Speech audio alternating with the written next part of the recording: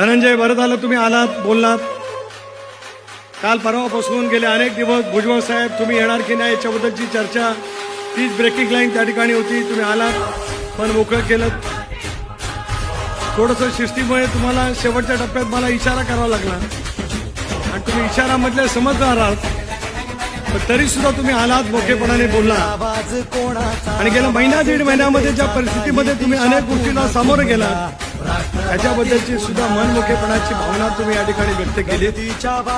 आणि हे करत असताना अजितदादांच्या सर्वस्पर्शी नेतृत्वाखाली उद्याच्या भवितव्यामध्ये आणि गेल्या 13 वर्षामध्ये तुम्ही जी काही प्रचंड मेहनत घेतली त्याच पद्धतीने काम करण्याची तुम्ही ग्वाही या ठिकाणी दिली. त्याच्याबद्दल प्रदेशाध्यक्ष म्हणून तुमचे सुद्धा मनापासून या ठिकाणी मी अभिनंदन करू इच्छितो.